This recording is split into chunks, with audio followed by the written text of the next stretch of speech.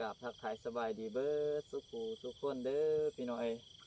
มื้อนี้หน่อยบาลาไต่ก็อยู่ไห้อยู่หน้าคือเก่าพี่น้อยมาแต่เช้าๆพี่น้อยมื้อนี้นี่แหละเขาให้เขาหน้าที่ยังบ่ทันสุกพี่น้อยตอนนี้กำลังก้มพี่น้อยก็เริ่มสีเหลืองแล้วทางส้มไว้ยังหาให้พี่น้อยอันนี้จะเป็นข้าวเจ้ามะลิทางส้มไว้ตาเรือนั่นก็ถือว่าพวกเฮาได้เก็บเกี่ยวเบิดแล้วพี่น้อยยังแต่ถาเขาหอมมะลิหาให้พี่น้อยก็สิได้เก็บเกี่ยวให้มันสำเร็จหั่นแหละพี่น้อยแต่ละมื้อแต่ละวันก็หน่อยบ่ละไต่ก็บ่ได้พักได้พรเนาะพี่น้อยก็ซอยอ้าวซอยอาซอยป่าซอยลุงอะไรพี่น้อยแล้วก็ซอยพ่อซอยแม่มาเกี่ยวข้าวอะไรพี่น้อยหลังจากที่เจ้าของเกี่ยวข้าวแล้วพี่น้อยก็บ่แต่ละมื้อก็บ่ทันได้พักจักมื้อเลยพี่น้อยก็มาเกี่ยวข้าวซอยเพิ่นพี่น้อยเพราะว่าเฮาก็ซอยเพิ่นบัดเฮาขับค่าเพิ่นก็ซอยเฮาพี่น้อยก็จำเป็นพวกเฮาก็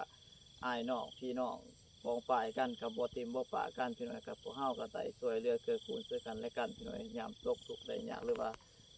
ยามเข้าให้เข้าหน้าสุขคือแนวนี้แหละพี่น้อยกับเพื่อให้มันถ่วงมันทันกับฤดูกาลหรือว่า